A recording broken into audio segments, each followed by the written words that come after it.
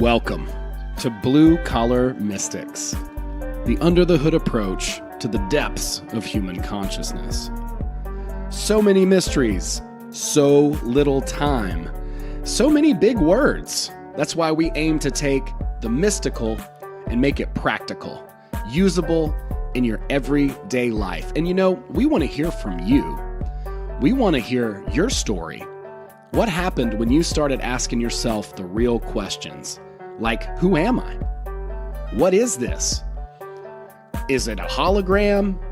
Is this some kind of weird cosmic joke? Hey, these are the questions that we are trying to get to the bottom of as we explore the final rabbit hole together here as Blue Collar Mystics.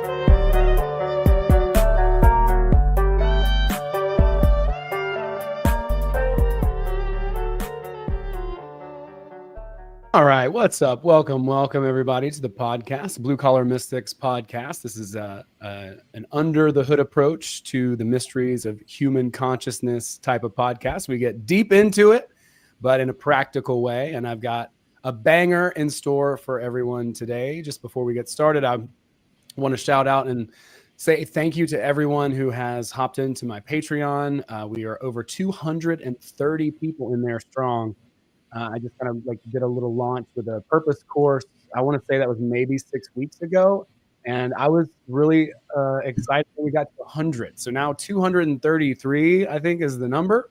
And I wanted to say thank you to everyone in there. If you're not already in there, check it out. I did a remix kind of my purpose course. I made it as concise and straightforward as possible. It's the thing I'm most passionate about. And I'm sharing that absolutely free. All you got to do is hop in and join the Patreon. You don't have to pay. You just click free, and then you can hop in and check that out. And there's also a group chat. There's a chat for every single module, so you can follow my work. I'll show you my exercises. You can see some of the other courageous and brave patrons who have shared their work and their soul with everybody in the chat, so you can kind of follow along and see how other people have been engaging with the content. So real quick shout out there. And I am really excited. Today is going to be a very fun exploration. We're going to tap in with my friend Amethyst. We had a conversation not too long ago, and I was introduced to him via the great Brandon Thomas of Expanding Reality. They had had a conversation and spoke a little bit about reality transurfing. As you all know, that's something that I've talked a lot about. But Amethyst is a faith goer in the Web3 space, someone who is a musician. He is really tapped into spirituality and a part of the Rainbow Bridge Alchemy collective, showing people ways to build community outside the established order, which should be a really fun and exciting conversation for us all. Welcome to the show, Amethyst. Thank you so much, brother. What a pleasure it is to be here. I love the intro. That's one of the things I appreciate when I first tapped in with you after Brandon introduced us. Intro's done really well, and now I get to be on the show with the intro. And I also want to say what my brother Owen here is sharing. I've had done a lot of work around rewiring the subconscious, worked with a lot of different people around mindset. And man, ever since I tapped in with him, like what I'll say is he has a serious mastery on aspects of what it takes to actually be aware of how reality works. And I love his approach and how accessible he makes it. So when he's talking about this really easily accessible free course he's got in his Patreon where there's chat modules, thank you, brother, for putting something like that together. Dude, it's been my pleasure, truly an honor to be able to share. And the best part is just hearing people's results. Like I've gotten some really good feedback. And I'm available too. Like if you're in the Patreon, you can shoot me a direct message and I will respond to it. So I just appreciate people taking the leap, hopping in, becoming part of that community, and just, sharing, being vulnerable enough and bold and brave enough to share. So I know you're working on a lot of really interesting things and opening yourself up and building community in new ways. And that's exciting to me because, I'll say this, Patreon and all these other larger platforms, they're starting to charge like iOS fees and stuff like that. Things are getting a little bit less accessible and people are having to, kind of, I don't know, it can be kind of a bummer, I guess. Some of those type of things with iOS. Hopefully that'll change. But as we move and things evolve, which they always do, I think that you're a trailblazer in doing what you're doing and showing people the way to kind of get away from the established technocracy, if you will. Thank you. Thank you. Yeah. And, it's like in that regards, right? It's like any transition can happen quickly, but there's still pieces that stretch out over time. And that's kind of where we are right now, right? We're in this shifting, this remembrance of human awareness. And this even comes down to how we're interacting through technology. And while Patreon might still be centralized, it's not centralized in the way that Facebook is centralized. And it's like we're fractaling into these smaller spaces of gathering, education, socializing with people who, look, whether Owen is accredited or not, me just talking with him, the times that we have, I already know that he has a high level of mastery around the techniques and the wisdom associated with reality transurfing. And that if I had any questions, he's on a short list of people I would go to right away. And that's one of the things that I find to be really exciting about this space is like, it doesn't matter if we're still on centralized, somewhat decentralized. What matters is what we're doing, right? And it's like what I see you doing is you're putting a flag in the ground. You're like, this is a community I'm shepherding, I'm stewarding, I'm watching over, and I'm offering, and I'm learning, and I'm teaching. And I feel that like that's really the biggest, it's right. It's like a mindset shift. It's a perception shift. Instead of viewing that the only way to become what you're told you can be, well, why not just be it and become it in the same process? But we're told the only way to do that is to go through these specific routes. Go to high school, go to college. As the people that are coming on the other side of that, after like the baby boomers, when it all popped, like it's not all it's cracked up to be. And in fact, it's actually weighs people down more when they come out the other side with the debt. So yeah, I just like, with what you're saying, like, okay, so what am I interested in? I'm interested in finding ways forward that don't rely so much on centralized systems. That doesn't mean that it's like, it all has to end. It's like, it's all shifting on its own. And it's just about like, how are we showing up during this shift? And what communities are we getting together in during this shift? I like that. That's a really practical outlook because, there are positives and negatives to the different platforms and things like that. But I'm excited to explore this and how things are going to evolve and how you're using the knowledge that you guys are acquiring there into understanding what is a centralized space, what is a decentralized space, how are these fractalized communities and networks, how are they kind of playing out, and how are we able to leverage them to just start to create our own game? Because that's really what we talked about when we talked, is like, it's so easy to try to fight against the established order. But it's like the more you fight against the establishment, the more you're actively encouraging and giving energy over to it. So how can we shift our energy and attention into something new, like a new bucket, a new pot that's not the established thing, or fight against that established thing, which is really just emphasizing it and giving it more power. Exactly. And I mean, from me and you talking and knowing what we've studied and knowing what we've implemented, it's really like, what are you identifying as? And, that term can be used in a way that's really woke, right? Or it can be used in a way that's really like present. Like, where's your identity? Are you identifying as somebody who is reliant on external authority or author of reality, right? Or are you somebody who's in the space of being present with knowing that there can be things gained by working with established organizations or thought constructs or pendulums at the right times and spaces, but not being solely attention focused on it, right? Like I can move in and out of Facebook or Instagram or Twitter and also onto the Web3 side in and out of different spaces. And I know how to move in all of those spaces. So I'm not limited to one or the other. And that's really what I feel is like, are people choosing to identify as only being limited to what's presented to them by something that benefits from presenting it? Or are they able to think and identify that there are other options out there? And even though it can be scary and overwhelming at first, that there are people there who have been through it and willing to guide and show the way, whether it's around mindset or Web3. I feel really what it comes down to now is like, how open are people to see that things are different than what they've been told?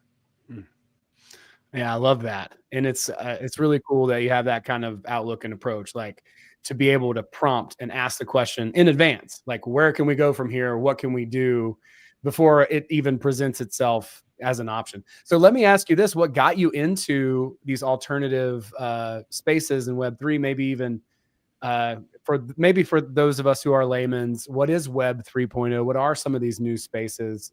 Give us a little bit of an idea of that.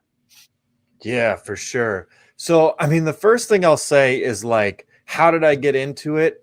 I don't think I got into it. I think it showed up on Earth and I was made to be here for it. Okay. Because I feel like there's a lot of like, look, all of it is just like the world. It's another realm here. Okay. So there's good, there's bad, there's poor intentions, malintentions, positive intentions. There's tools, right? Just like reality, everything is a tool.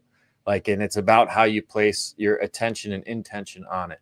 So from a young age, I just had an inherent knowing that the way that the world was set up was not right and that it wasn't meant to function this way. And I saw it when I was young in the way that nature was treated by most humans. And then as I got older, I became aware of punk rock and like hardcore, crusty East Coast punk rock. Okay. And like New York City, Lower East Side at ABC No Rio punk rock. And I went there and I was a part of that and I got to experience it. And the DIY, do it yourself, pre-internet, you could have community and go any small town or city on the East Coast and we would know people through that. We'd have places to stay. We'd have shows to go to. And I was like, wow, so you can live outside of how they tell you you're supposed to live. And then I learned of a band called Rotten, and they just very crusty politico punk. That's where I first learned that all the corporations are basically owned by a handful of them. So it was that era and time in my life that now when Web3 showed up, it was like, oh, okay, first, I don't love that everything's on the computer. You know, that's just part of it, right? My own relationship with technologies that developed over time. I didn't have a cell phone until I was 18. You know, I had a pager, you know? Yeah, I do. I remember all kinds of crazy pages that we would send to each other, dude. Those were the good old days. Yeah, right. So when it did show up and I learned about it, I was excited by it. And I also saw that how it could be used really negatively. And at the time, I was interested, but I also was in a different place and I was more about the money. And then over the last, that was 7 years ago, basically what really opened my eyes to it was finding the right people who were doing it. Because the first people that introduced it to me, they were kind of living outside the system, but they were like in a different way than I was going. Didn't keep up with them. And it took getting with the right people who were there for the right reasons. And for me, those right reasons are, look, everything here is impermanent. What am I here to do? How long will it last? And really, like, how can it last longer? Like, what's my, you know, I wrote the ebook, Digital Stewardship. Like, what is my role here in stewardship as I age and become more of an elder status and see what is the impact that I'm leaving? And what I see with this space is that really there's a book called, it's not up here, The Sovereign Individual, I think. They laid it out in like 98 pre-Y2K that there was going to be some type of decentralized space that creates sovereign digital nation states. So I see it as like, this is where it can go. And what it is right now with it is like, there is so much possibility to basically create systems of governance in the digital space and communal relations that can mirror and echo out and connect people around, you know, the states, the country, the world. So what really got me into it was once I saw what was possible, I'm here to I know what my mission is. I'm here to co-create sanctuary through education, empowerment, and embodiment, so all beings may be their best selves. And the way you start with that is starting within and then getting with others who are in the same frequency. And that's what I found with this Web3 space is like 98% of the coolest people I know right now are in Web3 or crypto. And I didn't necessarily meet them through it. You know, it's like somebody connects me through a podcast with someone else, you know, and then all of a sudden it's like, oh, wait, now we're working on a project in Web3 together. Okay, cool. That's so cool. So yeah, so for the layman, tell us a little bit about what Web3 is. I love your explanation, by the way. It's like, this is space where it's all space. You know, we could talk about the transurfing model, the alternative space, right? The thought field, the quantum field, as many people talk about it, the dream world, all the same stuff. Anything that's not, you know, dense and third dimensional is part of that realm. So yeah, so just for the layman, if you wouldn't mind, just tell us a little bit about what Web3 is. Absolutely. So, I mean, really, it's just the new form of the internet. Okay. So Web 1 was basically static connection, right? You could go to a bulletin board. You couldn't interact with it. You could read it. You couldn't comment yet. It was just, come look at this. And then that evolved with AOL. And that was the first kind of like chat, like mainstream, right? Web 2 comes out, and that's the centralized servers, socialized aspects. So now you can engage and interact, but all your information is stored on someone else's server. You don't have ownership of it. Web 3 is basically you have an avatar that they call a wallet. And this avatar allows you to interact with dApps or decentralized applications, showing no personal identifying information. It just interacts with the wallet. Now, if that wallet is connected to your personal information somewhere else, then that wallet is going to be known as attached to you. But I like to think of it as when a higher dimensional being comes down into this space, they embody an avatar like Shiva, right? And then when we're as a three-dimensional being going into this two-dimensional realm of zeros and ones, we're moving through an avatar called a wallet. And a wallet is basically just alphanumeric string of numbers that has a certain place it lives on a blockchain. And there's a code that opens it and it tells you what it holds or where it's connected to. But without that, you can't get access to it. So Web3 is really the space where we're able to take back our digital information, our digital sovereignty. And when we start talking about being a sovereign being, it's like, well, it's in all spaces, the mental, the physical, the spiritual, the paper, the digital. So I look at it as like the more reps we do on Earth, the more mastery we gain. So if getting sovereign, your beginning steps in getting sovereign looks like signing up for Ethermail with a wallet and earning money for emails and not having your information stored by Google or all your emails scanned, that's a step forward in sovereignty. And that's the thing. It's like there's so much weight pushed on people of how hard it is to get free that sometimes it's like, oh my gosh, I have to do all those pieces. But like, yo, go open a wallet and sign up for something that's going to pay you for every email you read and see how that feels. Instead of somebody taking all your information from your emails and selling you things back. Yeah, dude. I love that. That's really good. It's a very concise explanation and it makes a lot of sense. I mean, there's just so many people who are like crypto bros, you know, and they're in the space. They're like, yeah, maybe let's make a bunch of money. I just made a gorilla, like buy this gorilla. You know what I'm saying? Like, and so it's, there's so much noise, you know, from that realm. So it's so nice to have, you know, just a really straightforward and concise explanation of that. And I want to encourage, we got a few people on the live stream here. So if you guys have questions, don't hesitate to type them up in the chat. You know, say hey to everybody. You know, thank What's up, y'all? Live. Yeah, I appreciate y'all for being here live. It's awesome. It's so much fun to engage and have a chat. So don't hesitate to shoot us a comment or a question if you got something. We appreciate that.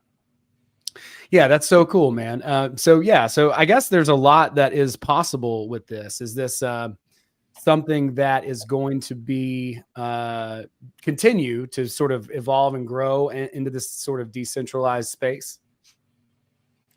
Without a doubt, more so than ever, and it's going to be faster and faster. I mean, so the current political climate, you have 3 people there that are very pro crypto. So, and you see that reflected in the charts. We know that there is some sort of concerted plan to get people moved over to the digital side for their finances and all real world asset transactions. So buying a car, buying a house, all that's going to be registered on the blockchain. That's at least the direction that they're moving towards. So what I would say is it's not a matter of if, it's not even a matter of when, it's a matter of now. And how much can you get educated to be ahead of the curve of this financial transfer? Because that's all it is. It's just a matter of currency transferring where it's being stored or recorded. Okay, so the Web3 is also the blockchain, but it's not a blockchain. It's a series of blockchains. So it's a series of internets that can interact with each other. And most of them are geared towards just recording financial transactions, but that's not all they can do. They can store information. You can build overlays of earth grids on top of it. Like there's someone I'm in community with and they have their own social media. And when you sign up for it, you get your own blockchain and they have a blockchain that they're built on. So really what it is it's creating these scenarios where, oh, and you could have your entire own blockchain set up with your own token gated areas. So it's when I look at it as far as like community and what's possible and also uncensored private information. So there's private membership associations, right? Where you sign up for, you create one of those, everybody who signs it is a member that puts you in the private jurisdiction outside the public jurisdiction. Well, when you come to this space, if there's an anonymous wallet that has no identifying information on it and it holds an NFT to an area and it's outside, they got a VPN on, nobody's going to say where that wallet is or isn't or should or shouldn't be. So we can talk about like how things could be stored in certain areas of community that go outside countries that might censor them or let's just say jurisdictions, because that's really what it's going to come down to is jurisdiction in this side. Okay. So like, let's say somebody had a wallet and it was outside China, but they were inside China. But China says you're not allowed to access this area of the internet if you're a Chinese citizen. Well, they already use VPN to get around it, right? But you could also use VPN and an anonymous wallet. So there's nothing tying to that person in China. So I'm saying is that like this space allows the individual to transcend jurisdictions if they know how to move it in. And it's not even them, it's an avatar of them. It's kind of like, okay, trust law, right? Trust law is like the oldest law, okay?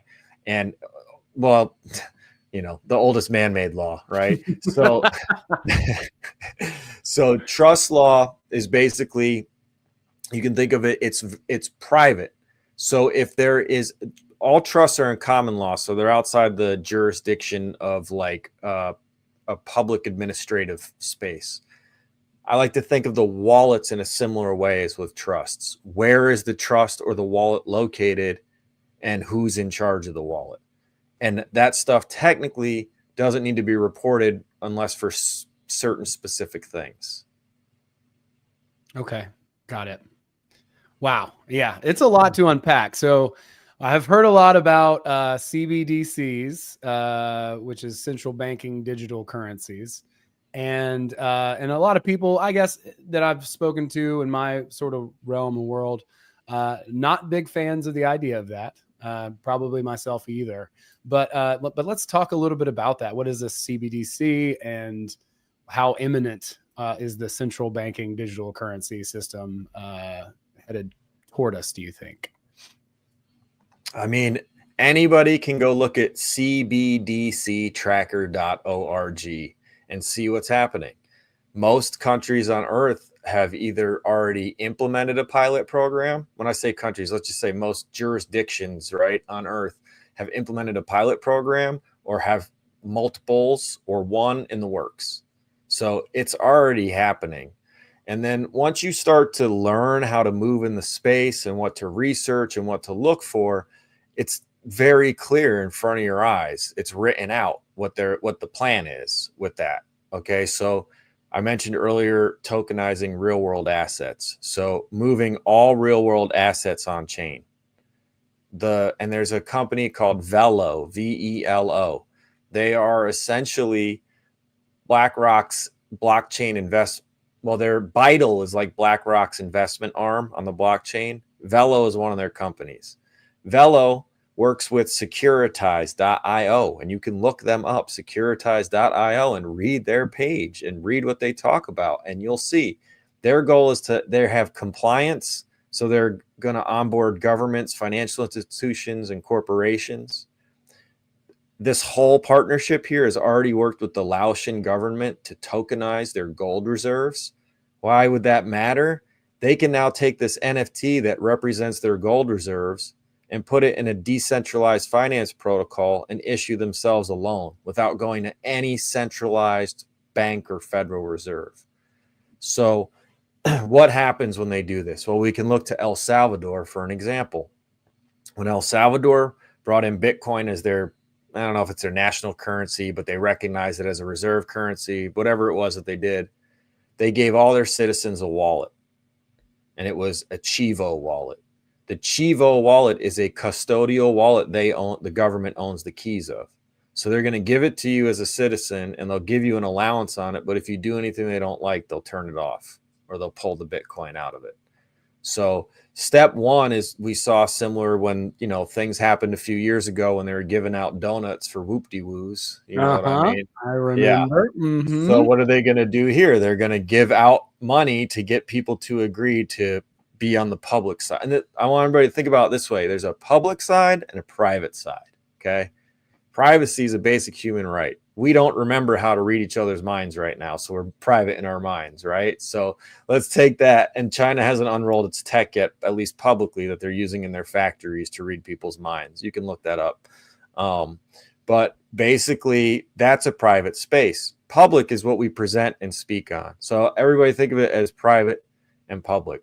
And anything that's given to you or connected to where you've had to provide any identifying information, that's your public side. In the crypto side, you can also have a private side where there's wallets are considered people. You can mint an LLC on the blockchain and get an EIN. I don't know how to do that yet. All through a wallet, all through what's called a Ricardian structure LLC. Huh.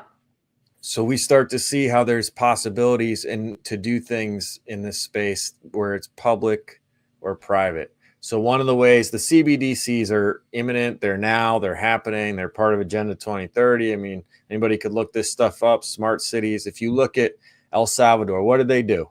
Okay, they exported all the MS-13 from the States down there, right? Then it got so bad that this guy came in, partnered with China, who is Algorand, that built the network that Chivo is on. The U.S. or companies affiliated with the U.S. built the 5G infrastructure in El Salvador. Okay. And then once that happened, then they unrolled their Bitcoin for their citizens. And now if you look at El Salvador, what do they do? Once they got the money, once they got everybody locked in, then they put all the gangsters in prison and jail. And now it's a safe country and it's becoming a massive decentralized banking hub. I mean, really, that's what it is. It's a decentralized banking hub with government approval. So what is important now for people is to get to know the fundamentals or be in community with trusted people who know the fundamentals, because you're going to need help through this. There's going to be, I don't know, let me not say this. I don't know what's going to happen, but we know the playbook. There's usually some catastrophe that happens that causes things to change. It's played out again and again and again. And when you start talking about currency, catastrophes around that are bank runs, hyperinflation. Now, the current political climate might shift that a bit, might change the way it is.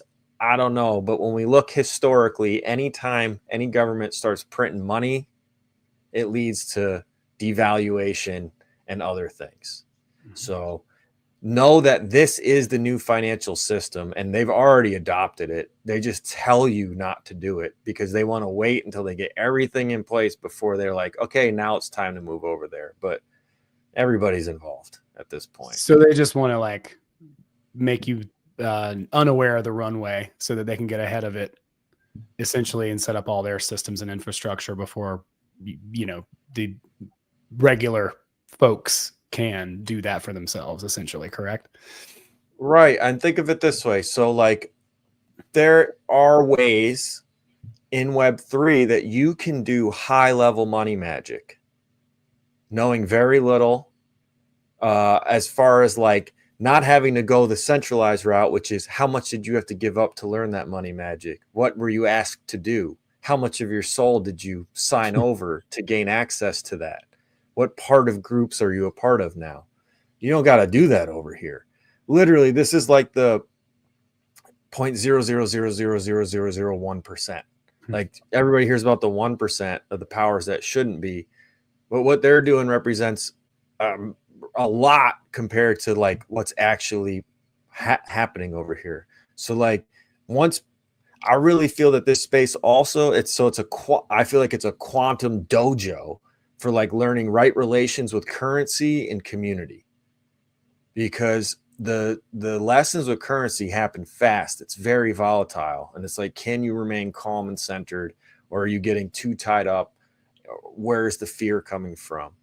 Why is there fear? Is any of this even real? That's so funny. I'm sorry, man. That's so good. Yeah.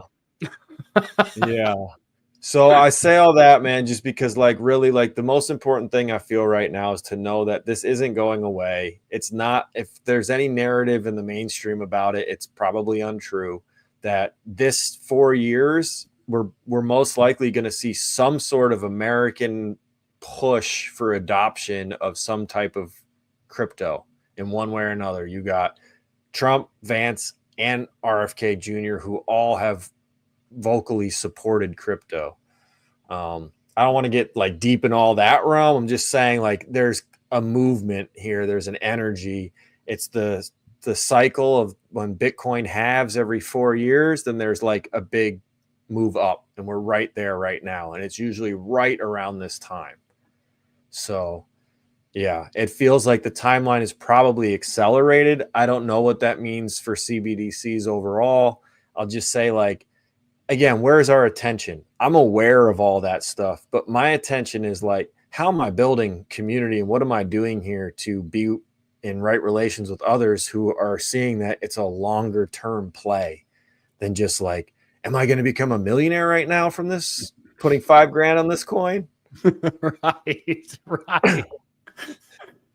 No, I love that, dude. Because like that to most people, that is what crypto is, right? It's basically just gambling on what, you know, shit coin's going to go to the moon next. And I'll be honest, like I've seen a lot of my friends get mega rich, you know, like all of a sudden a few years ago, like they're like, holy shit, like I'm rich now. Like, you're a dirtbag, dude. How are you rich? But they're like, yeah, man, I'm rich. I bought like some Shiba, and like all of a sudden, like it went crazy, and I've got a bunch of money. Like, I'm like, that's awesome. In the moment, I'm thinking, wow, I must have really missed out on something. But for whatever reason, I just didn't feel that compelled to jump into the space at that point. And when we talked earlier, you know, I kind of expressed that little sentiment to you, and you were like, dude, it's still just kind of the beginning here in the space. It's not like something that if you didn't get into, you know, you miss the boat on. But I do like the fact even more, to go even further on it, that you're seeing it in such a large view and not like, hey, bet on this coin and make a bunch of money. Instead, it's like, we can actually develop infrastructure and an ecosystem, which is something that I'm very passionate about. My mentor is a lady named Courtney Johnson, who I've been working with. I'm actually going to go meet her in Austin later this week.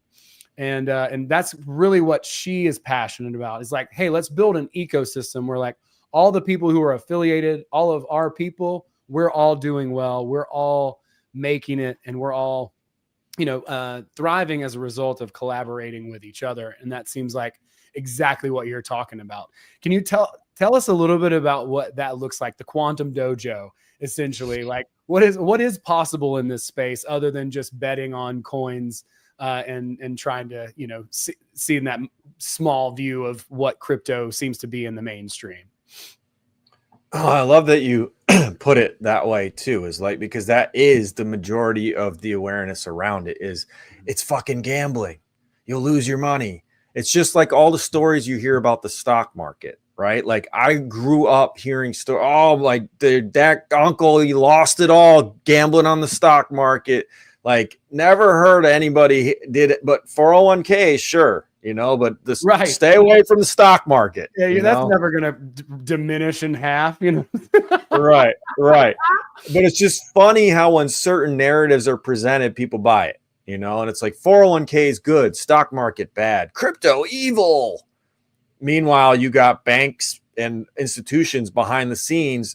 Like, there is a blockchain called Stacks. Okay.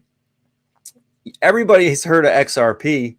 XRP has been fighting the SEC. They finally got approved, I think. Right. Meanwhile, Stacks got approved by the SEC in 2017. So why is XRP all up in the news and unable to get approved when another one got approved way quiet behind the scenes? So what I'm saying is, like, things are already happening and being put in place. And sometimes, just like a good magic trick, it's not what you're supposed to be looking at. It's not the apple in front of your face, right? It's not the gorgeous assistant on stage. Like, where's that guy's left hand? Right. You know what I mean? Sure, man, for sure. So what's possible, right? I mean, what's possible is really up to you, up to the vision that we hold individually and collectively. And Owen and I both know from how we've talked with each other, from what I've seen him, man, the content he puts out is so incredible on YouTube and should have way more views, because what he's sharing is straight up keys to make a better life for yourself. And with crypto and Web3, I don't work with anybody without making sure there's a strong foundation for mindset first. Because a lot of these stories that we hear are actually societal conditioning of limiting beliefs, right? Dissipated, shared through centralized sources of information. And that trickles out, and then that becomes conversations people have with each other, and then that becomes beliefs. And then through the Ross, it becomes confirmation when you hear about another Uncle Jim that lost it all in the stock market or in the crypto market, and then you hear of these people who made a decision and became rich, right? Or wealthy or whatever it is. But that's it. That's where their education about Web3 stopped. And I'll say that, and maybe that's where they didn't have the right people with them, because if they did, they wouldn't just be rich that time over. They'd start to learn and know about what else is possible, because what else is possible? You can be your own bank right now, like through DeFi, decentralized finance. You do not need a bank. Let's say you got 10K in the bank. Take that 10K out of the bank, put that 10K on chain. You could put that 10K on chain and you could deposit it somewhere and issue yourself a loan against it. Okay. So you don't need a bank, and it's going to continue to develop over time. That there's like the stuff that's possible now with like the AI aggregate stuff. AI is just going to blow the doors off of everything, and not in a Terminator way. Like, imagine an AI algorithm based stable coin that was not based on the US dollar, but on an aggregate of different values across the world, right? So it doesn't matter if one government or country fails. It doesn't matter if 100,000 tons of gold explodes. It can just reassess and be like, okay, now we're going to link up these things, and that'll keep it stable. Because that's the other thing. It's like, what's the notion of value? So when I say that one individual could become a bank, what's to stop other individuals from creating digital nation states that have their own treasuries and have their own real world things that they fund or move forward with? So I really see it as a space, again, of like linking people up, being able to build in sovereign ways, and then the quantum dojo training ground, like doing the reps, pressing the buttons, doing the wallets, sending the messages, getting online, getting in the meetings, getting on the podcasts, and then going out in the real world and, okay, now I know people in this area, this area, this area, and they're doing that over here, they're doing that over here. And how can we all work together in a safe space and be able to send resources or people to each other? Because there's only so many of us on Earth right now that are in an aware, awakened space or becoming aware and awakened. And most of us aren't close to each other. So I'm near a large city in America, and even with the amount of people here, there's not a lot of us that do this, but I meet a lot of people around the world, but they're all in different areas. So I really feel it's like a training for like, how do we relate to each other when we're not in the same physical spaces? And how can I walk into one physical space and be cool, and then go in another physical space in a whole other area and be cool? Yeah, it's fascinating. I think that's, I had a really tough time with the pandemic and everything that went down during that time. But one of the positive things that I did notice from that whole entire experience was that it brought a lot of people together through the online space who maybe ordinarily wouldn't have connected. We kind of had our own little, groups over here, cliques or whatever. But then when things went the way that they did, so many of us were like, hey, we are not cool with this. You know what I'm saying? Donuts for the not okay. You know what I'm saying? Like, so, it pushed a lot of us together. So I can kind of see that in this world as well, where it's like, now we know like there are other people out there, we can connect to them through the internet and then start to build these ecosystems, these infrastructures. And in fact, I think, like my old kind of vision when I was started an Airbnb business a few years ago was to have like several little spots, almost like timeshares. We could do something like that, where there's like a bunch of different properties and a circuit, of, areas from here to there. And then people can come, go, be a part of that network somehow, some way. I know people who are interested in doing things like that. I think that could be really cool, getting people together. That's really the joy of it, is bringing people together who have the similar interests, who are, down for the cause, who want to be part of the community and share resources and connect in that way. I think that's really cool. Can you talk a little bit about the fundamentals that we're going to kind of need to learn from this? Because it's something that I know I need to learn. I want to get involved in. But, we're all overwhelmed. We've got all this information. This is here, that's here. And it's hard. There's a lot of noise. And I know that you have actually compiled some things to kind of put these things together in a shorter form to say, hey, here's kind of the gist. Maybe you could talk a little bit about that. Yeah, for sure. And first, I want to respond to something you shared about the vision, the Airbnbs. And I'll say nothing here is legal, financial, or medical advice. Always do your own research and act with your own discernment. This is just opinions. But some way someone could approach that. Mixing a variety of approaches is pretty much what we're going to be doing going forward, right? It's going to be on the digital side, the paperwork side, physical side, community side, right? Public, private. So what one could do in that scenario is basically create a trust, a PMA, a group of people who decide to come together for a common cause. That can then be a DAO, okay? And a DAO is a decentralized autonomous organization, and that can be owned by the wallets with the trust or the PMA. So there's not identifying information, right?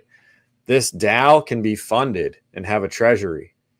This treasury can then go buy these properties on chain on the NFTs, okay? Because real estate is being put on chain right now. So, and then all of those would basically be held by the DAO and the treasury. And now the DAO could issue itself its own debt or loans based off the value of the properties as it's paying them down. So you could basically completely cut out any form of centralized button pusher or box checker in those ways. And you don't need to ask them for money anymore. So, there's something right there. And then beyond that, the community aspect. So your PMA on the chain you might have your own blockchain that's token gated, and only people with the certain NFTs can get in and out of it. And those NFTs would have signatures on the PMA that matches it. So first of all, we're all protected privately in this way. And then if it does ever get over onto this side, then this side is all anonymous anyways. Like there's just wallets that own the DAO. So that's really where I have a lot of interest in, is like, okay, this is something we want to do in the real world, but then how would we do that? And granted, it still takes a lot of specialized knowledge, and there's very few people that know how to do it right now, but it's going to move a lot quicker. And that is something that I can bridge into the fundamentals. So basically the fundamentals, really the key thing is your mindset. Okay. What is your why? Why are you getting into crypto? Be real with yourself. And if you don't know why, then probably don't do it. Right. And Bootsy, my brother here, has a free course, or right, to find your purpose. Yeah. Yeah. There you go. If you don't know your purpose, you got someone here who can help you with his amazing resource that he put together. So that's the first fundamental, is your mindset.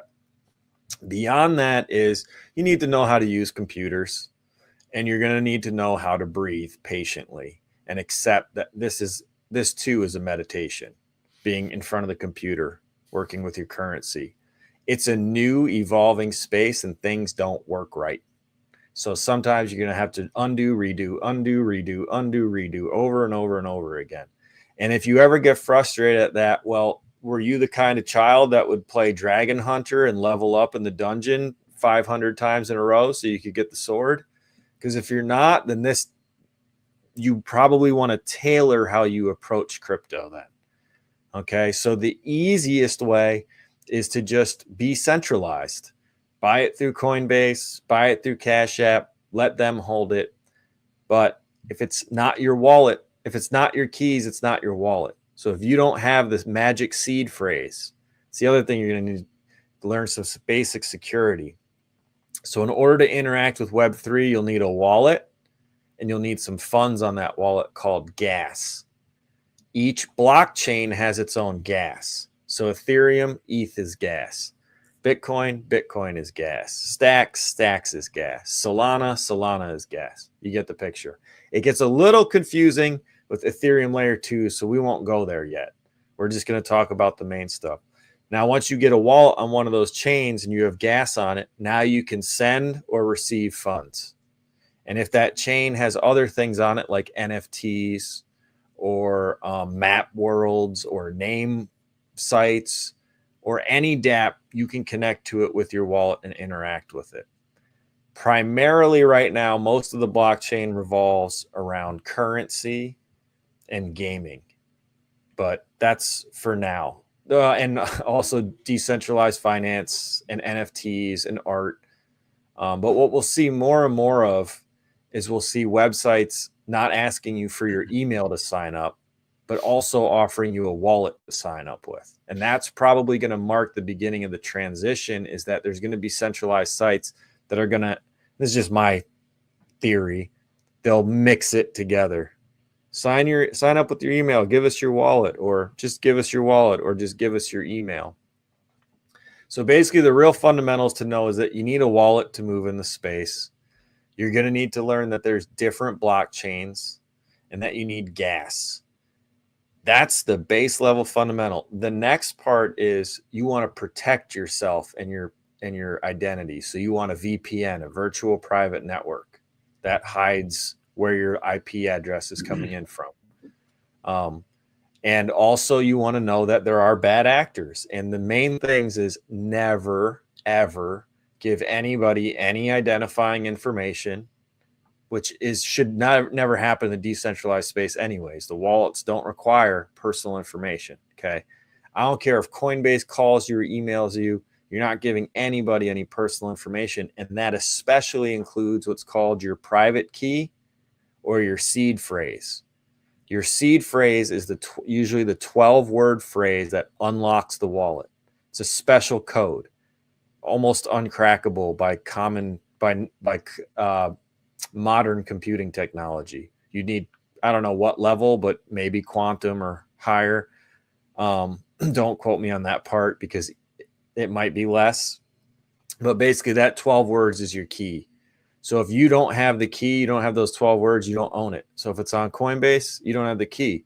You could say withdraw, like, no, we're not going to give it to you right now. But in your wallet, as long as the blockchain is up and as long as the internet is working, you can send or receive without anybody stopping it. Got it. Yeah, I've done it a couple of times. I'd say like 2021. I've got a couple of different wallets, I think, and I remember the seed phrase, all that stuff. It's a lot. You don't want to lose that either, by the way. You want to hang on to that. Really important. Okay, so good point. The seed phrase, you do not want to copy it and store it on a digital device. The most secure way is to handwrite it out on a piece of paper and then back that piece of paper up and keep it multiple places. That's called a paper wallet. Yeah, and don't take a picture wallet is of the it. most secure. Don't email it to yourself. Don't do any of that. Just put it in the safe deposit box or your safe at home or whatever, wherever you hide your gold or whatever you got, and keep it all written there. That's good. Yeah, because I do know a couple people who actually lost their seed phrase or their pass keys and lost a bunch of money. It can happen. That's the that's the one thing about responsibility and self-responsibility in here is like no one's gonna find it for you if you lose it. It's up to you to keep it.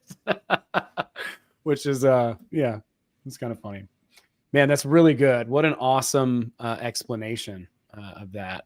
And I really like how practical you're like if you're not the type that is willing to go and figure out how to do this thing, then maybe just stave off on it. But I like the it's really good advice too.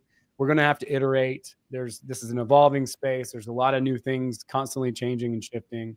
So it's one of those things where we're going to need to pay attention and be a little bit adaptable and flexible within it because it is changing and evolving. I think that's very realistic too. I mean, we can just go outside and check the weather out, and check out the world, the reality that is around us, and see that is also constantly changing, constantly evolving. It's never, ever static. So it's an important point, I think, to keep in mind. Any other? And then, can I add something to that? Okay, so nature and like the fundamentals, right? So really, I want one of the things I feel that I'm here to help with is for people to reframe how they view technology and digital stuff and its relation to the natural world, because it all functions off the same principles. So like if you're looking at the charts, right? People think the charts represent numbers. The charts they represent human emotion of euphoria and greed, or fear and uncertainty and doubt. Okay. And these charts move according to the moon cycle, not to a T, but historically enough that it's there percentage wise. Full moon, there's a dip. New moon, there's a pump. It's not right on the money, but over time, you'll see. The other piece is, just like all physical matter, even the digital matter, the digital charts manifest according to the Fibonacci sequence. So there's a graph you can overlay that shows mathematically where it's likely to hit certain, like 382, 618, 50. So we can see that it comes in according to the Fibonacci sequence. So it's the same principles, right? So now that we know that, Owen brought up about being outside, right? And when we're outside and it's all impermanent, we think about the information points that are happening out there. So you've got the whole world around you, and all of that has its own information. The leaf has its own structure. The tree has its own bark. And so there's a lot of information happening just around you. And then when you think about every being on earth having its own internal experience, then it's like, whoa. But we don't get overwhelmed about that because this is what we're used to, right? We're used to being on earth. And I'm not going to say when you're in a space, an awe-inspiring space, okay, you're going to get like, whoa. But what I'm saying I found helpful in this space is like to think about it in terms of how nature works. So when we talk about the blockchain, when we talk about cryptocurrency, I like to think that the forest is the internet. Okay. It's everything that's there. And it goes over the whole earth. Forest, right? Whatever. Terrain. Okay. The terrain is the internet. And then the Blockchain is the mycelium. It's the blockchain connects all of the pieces of the internet and stores information and passes nutrients. It involves information and currency, just like the blockchain does. So when we look at the mycelium connects to the roots of the trees and will send nutrients from one tree to another if it needs it. Will send information back and forth. So all the trees you see around you are connected by the mycelium. So I like to think that the blockchain is the mycelium that's connecting all the internet. And then the cryptocurrency is that information and currency being passed back and forth. And when we start to think about it in the terms of how nature works, it can become less scary. It's less like, oh my gosh, it's zeros and ones and AI and Musks. What am I going to do? Doges. What's a Doge? Right, right. No, dude, that's really, really good. I love that as an analogy. That's super helpful. And it definitely creates a picture in your mind of like, oh, okay, well, here's why we do this and what the different aspects are. Like the currency's moving through. That's like what's being communicated. Through the mycelium, and in the forest, and all being connected and moving around and all that. That's really good. I mean, everything, as all these spiritual books say, everything is following the same principles, natural principles. So those should be underlying no matter what platform we're using, no matter what we're engaging with. Those principles are really ancient. They don't go away. They're here and forever as long as we're, in this reality, the world, the way it's set up. So, man, I think that's really, really a great analogy.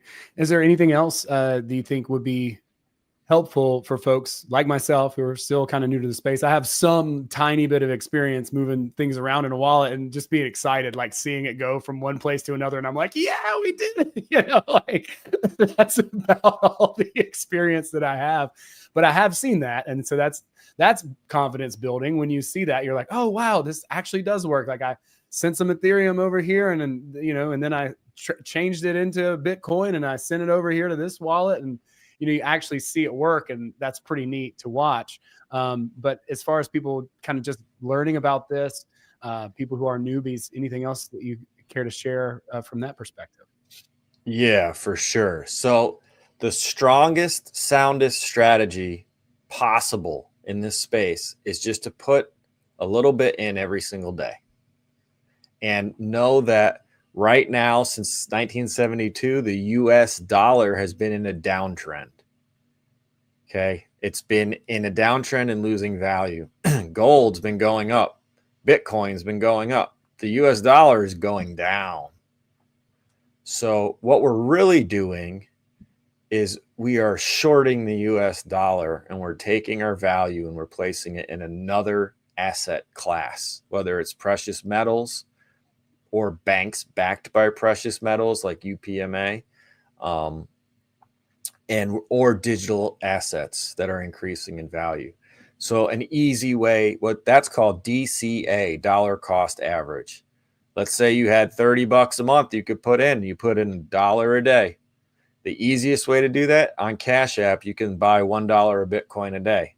You can then send that Bitcoin to any wallet that you set up, like a Bitcoin wallet, like a Unisat wallet, or an Xverse wallet, or an XDeFi wallet. So that's the start, okay, is just accumulate, because we're about to be in the leg.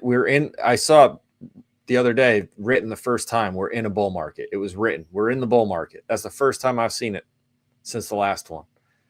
So we're here. There's probably going to be some volatility, but we've already set all-time highs. So we're in the bull market. And now in the bull market, we're in a bull market that we've never been in before, because there's more money involved. Institutions are involved. ETFs are involved. Retail is involved. There is a crazy amount of liquidity incoming. And everybody who's listening right now is still ahead of most people on Earth. Wow. So identifying certain projects that are already have done well and already have history. And I can share some of those, especially anyone's in the DeFi space. Obviously, Solana is one that a lot of people have probably heard of. and has been leading the charge in a lot of ways with increasing in value. They have the most memes, and there's a lot of stuff being built over there. And I think they just, for the first time, they did more business in a day than Ethereum did. Wow. And somebody shared something with me the other day. The amount of transactions done on USD Tether, I think, USDT, in one day is what Visa does in a year. Wow. That's insane. Because like I use Stripe for one of my businesses, and like the amount that Visa's doing off of Stripe alone, I can only imagine what that is. And if Tether's doing a year's worth in a day, what the fuck? That's insane, dude. That's Don't quote me. Somebody mentioned it to me. It just came up. I mean, even still, even if that's not quite accurate, it's still mesmerizing and mind blowing that there's that many transactions happening like that. Crazy. Figures off. That's fine. Like the point is made. Yeah. So then the other thing I would say is, all right, this is something most people don't know about. So like there's blue chips like Bitcoin, Ethereum. There's DeFi stuff like Aave. Aave is like, I've heard it called by a teacher of mine, the JP Morgan Chase of the space. How do you spell that, Aave?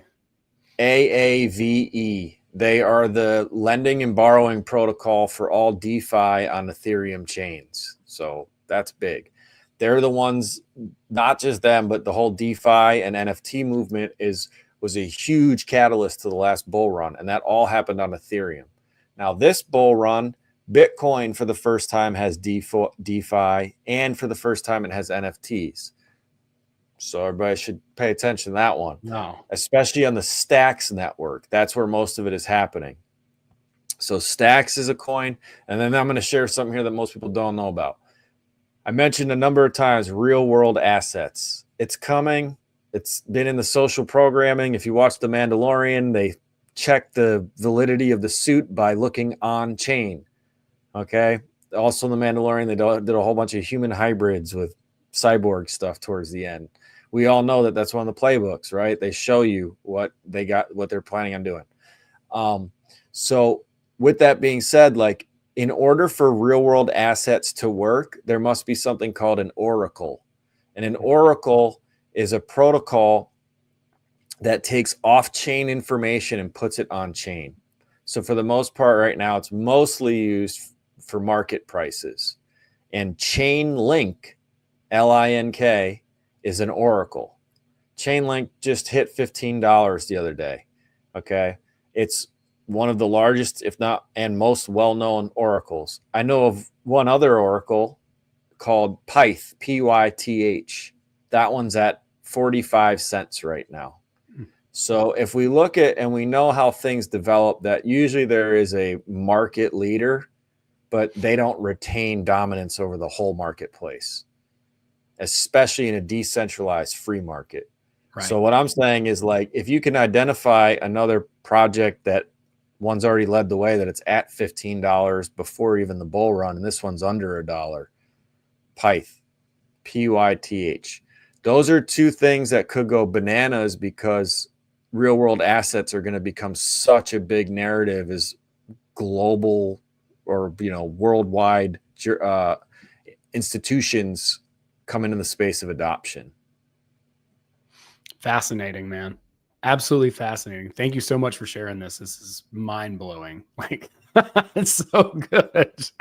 Yeah. And yeah, it's really settling for me to know, like, because I did feel like I kind of missed the boat on all this when things were just going haywire or whatever. But like the fact that, you know, you're saying, hey, this, if you're listening to this podcast, you're ahead of 99.999 and on percent of people who are mostly just going to take their news and information from the mainstream sources, would be it NPR, CNN, Fox News, whatever, and really have no idea about any of this stuff. So just knowing a little bit about it, even just taking your, you know, buying $1 in Bitcoin off of Cash App a day or something like that, and just sticking that back, you know, could put someone in a much more position, in a better position over a long period of time than obviously not doing anything or going to get like a traditional 401k or just signing up for a savings account or something like that. This is a really, really good ideas that you're sharing, right? Not advice, right? But great ideas and things that people can certainly do their research about and look into. I kind of jumped into this stuff a little bit when it first kind of got popular. I interviewed the guy who did Cordal. It's a Qortal. Do you know Cordal? Interesting dude, and got to talk to some people about this stuff. Still pretty far over my head, not things that I know that much about, but was very interesting to me. And to hear you break it down the way that you has made it so much more clear. And dude, I just really appreciate all the work that you're doing to kind of get this stuff out, because understanding that there's so much more to it too than just like a get rich quick scheme. It also puts things in perspective to people working together, creating systems and infrastructures.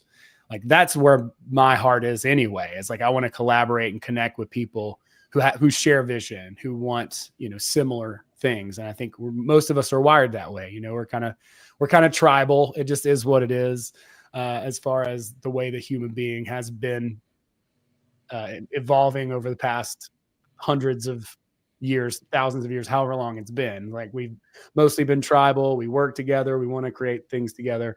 So I love that is a potentiality and a possibility for us all to start to collaborate and work together. I think that's really, really beautiful. And I love what you guys are doing. Talk a little bit about your project and how you've started, making this information a little bit more accessible, and how you've already been collaborating with people and how that's been going. Oh, for sure. Thank you.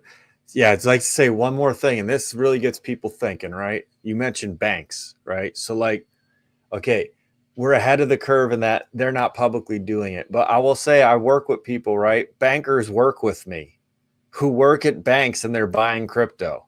Okay. So it's like, even if their organization isn't, they're doing it. Okay. And these are the people that you're giving your money to watch over for you, right?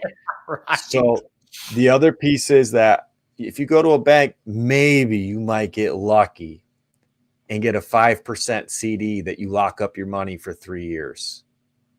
But guess what?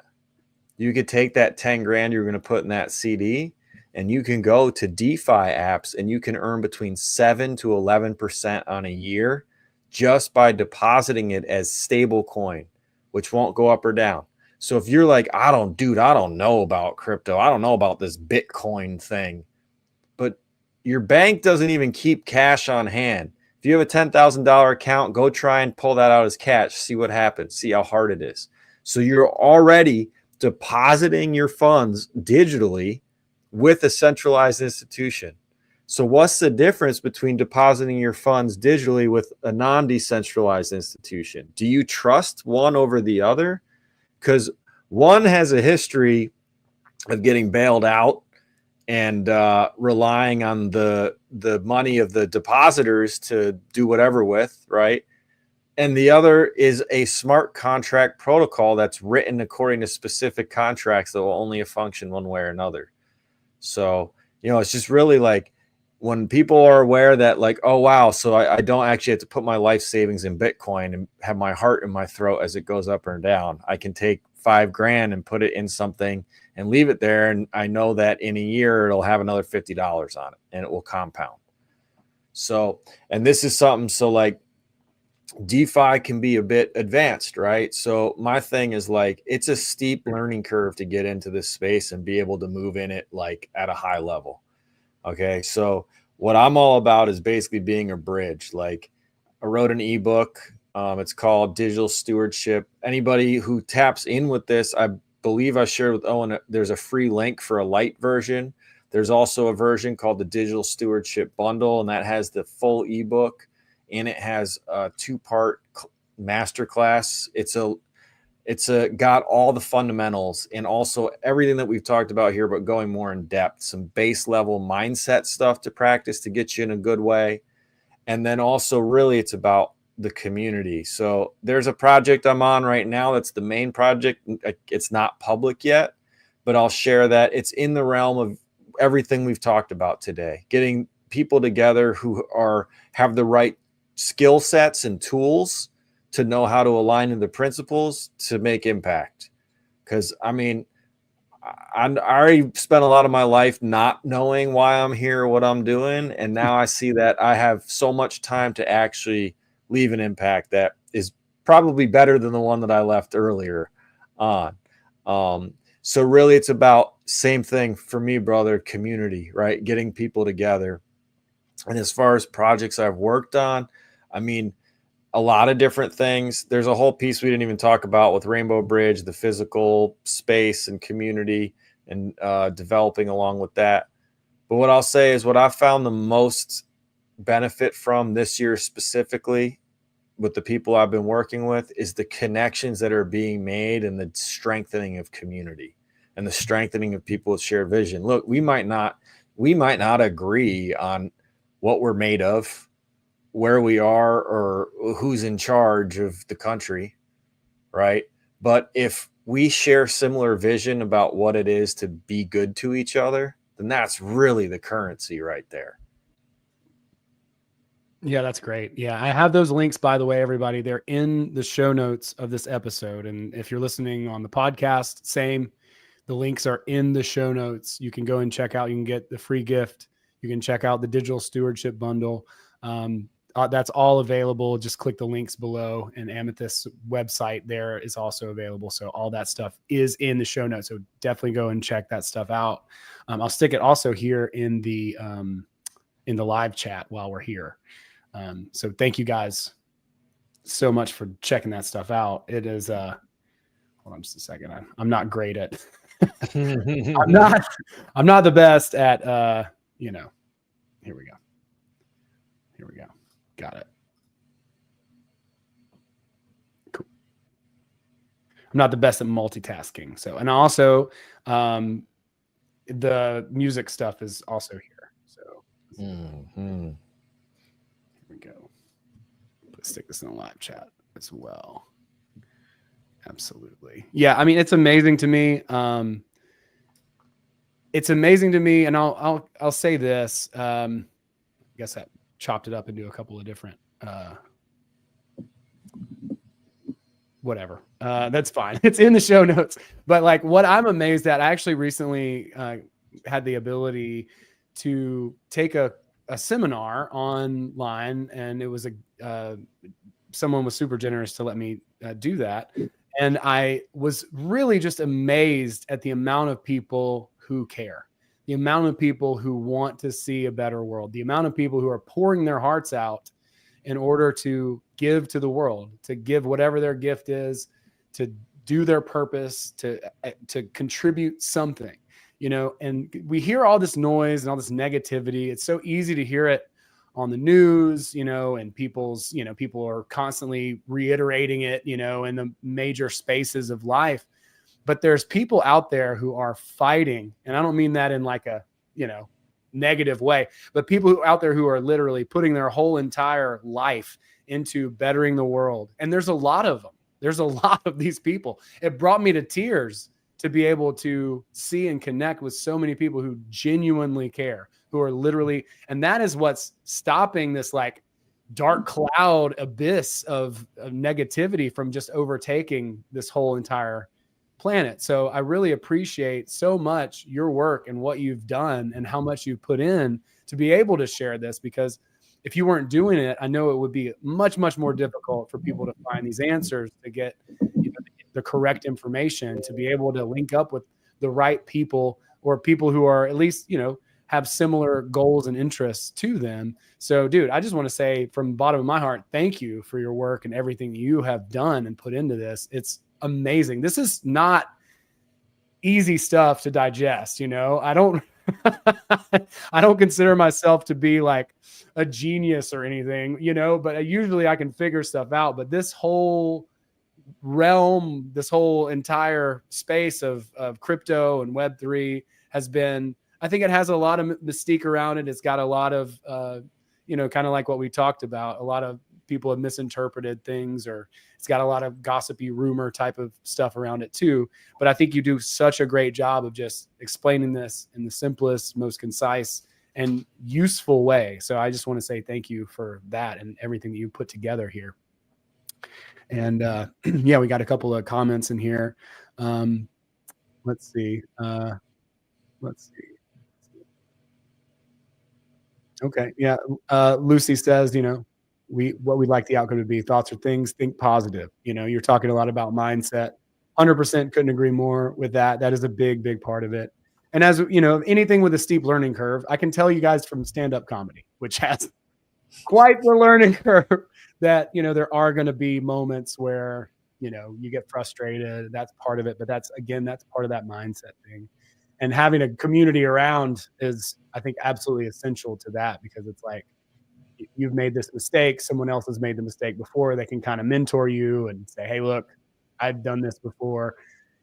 This happens sometimes, maybe try this a little bit thing next time, all that kind of stuff. So those types of things are happening. And I love that you're putting a community together as well, where all this stuff can be, shared, and people can essentially use each other as resources. Like, that's, again, back to that tribal kind of it's like an innate kind of desire that we have. We're just kind of wired that way. So I think that's beautiful. I love the community that you are putting together, and everything that you shared, man. I really appreciate it. This is a hell of an episode. I'm very excited about it, and I hope everybody out there, if y'all are hanging around, you got something out of it. And again, if you have any questions, anything like that, definitely go ahead and check out the links in the show notes, and shoot me a message. Shoot me a message on Patreon. I'm going to be digging into this stuff. I'm actually going to be on the road the next end of the week. So it's going to give me a little bit of a chance to kind of look into this stuff a little bit more, because, we do our best, but there's so much time only in a day. But man, I get it. I know you do, and I appreciate it. I get it. Yeah. I get it, bro. I had like 3 different days before I even got to this part. Right? Yeah. I mean, there's just so much. And it's funny too, because you unpeel a layer and you're like, oh, wait, I didn't know that was going to be there. And then you peel another layer back and another layer back and another, you're like, keep getting surprised at what's next that you're pulling through. But you start pulling the ribbon, and, you just kind of start looking at what comes next. And that's part of that learning curve thing. So I appreciate the encouragement, the honesty, the transparency, and the encouragement. Yeah, I already said the encouragement. So from the Department of Redundancy department, I do I do appreciate it. And yeah, those resources are there for you all. So definitely check those out. And yeah, reach out to me. I'm going to be looking into this stuff. I'm really excited to get more into it. Yeah, thank you. I mean, first of all, thank you for those kind acknowledgments earlier. Yeah, it's not something I planned on doing, but it's something I realized that I have the right skill set and it's the right time on Earth, and I have the right teachers and right communities I'm a part of. And really, I just want to break it down to like this. It's as simple as like, we have a choice right now to be in stewardship as people on Earth during this handoff. And the handoff is happening right in front of our eyes, right in this now moment. And this handoff is not just about the digital space. This handoff is also about the DNA space, the information that's encoded in the human supercomputer, because that's what this thing is. It's flesh information processing and gathering device. And your DNA lives in the water of the cells and the cytoplasm, which is 80% water. And they've used DNA to upload information to and download information from in order, PDFs. There's a guy who did it, I forget when, and Microsoft has made a DNA hard drive. So the thing that I'll say is, like, what we're really hearing currency of, I feel, in stewardship of, is this energy of awareness and information. And there's repositories of it. And the human body is a repository, and the blockchain and the internet is a repository. So really, it's just about coming into right relations with oneself. And then in doing that, it's going to fractal out. And you mentioned earlier, it's like, nobody's too late for this. Like, you're not in as early as you could have been, but you're not too late. You'll be too late when everybody you know has a wallet. That's when you'll be too late. So Right now, it's like that's that FOMO, fear of missing out. That's that FUD, fear, uncertainty, and doubt. And I saw Lucy posting that comments about our thoughts, right? So the last thing I'll say is like all of it is interwoven for me. It's not one or the other. It's not crypto or mindset. It's not music or community. All of it is the same thing. And with the music that is listed below, I recorded that 2 years ago. I've been rapping since I was like 17, so a long time. And I realized that a large majority of the music I made was not from a conscious space. Not to say it was unconscious in a bad way, just I wasn't sure what I was doing. So this last one, it's basically, it was a very conscious retraining and reprogramming of how and what I say on record, because that fractals outwards forever and ever. I'll leave eventually, and there's going to be some imprint I've left that continues to play. So it comes back to that stewardship. And that's what I really feel it is like, look, it doesn't have to be you're stepping into crypto, but like, where are you stepping into stewardship? And when you do that, you're going to attract and magnetize to other people who are doing the same thing, like my brother here, like myself here, like our brother Brandon, like my brother Ryan, who introduced me to Brandon. And then the next thing you know, all around you are some amazing people. And that's when I really feel there's potential for momentum for big shifts. Dude, I love that. It hits home so well, and it just really clicks with everything that we talk about here, which is like not fighting against what is, creating new things, being, instead of reactive, proactive. You know, it all links together, and I really can't thank you enough for sharing with us today. It was awesome. Thank you. Thank you, my bro. Really an honor to be here. I appreciate you and respect you greatly. What you're doing is so important. And I love how accessible you're making stuff that a lot of people don't even have comprehension of until they hear of it. And then they can start to say, oh, yeah, or oh my gosh, what? That's real? Well, my mind was blown too. And likewise, I think, exactly everything you're sharing is the same way. And especially, once we can wrap our heads around it, because it sounds just like, a bunch of complicated, algorithms, on the surface. And a lot of people like to make things sound complicated in the esoteric realm or the, or the crypto space, right? Just to flex their ego or whatever. And that's fine, whatever. But I'm super grateful and appreciative that you're in such a position to be able to share it, that it made sense for you, that you kind of stepped into that, it clicked in. And I think it's a beautiful thing. So I just want to say thank you. And I want to thank everybody out here who's checked out the show. Thanks for listening. If you have enjoyed it, please share it out, leave a comment, ask a question below. We'll get to it. And thanks for being a part of the community here, and have a wonderful, wonderful night. Thank you, everybody. Thanks, everyone. Have a good one. We'll see you next time.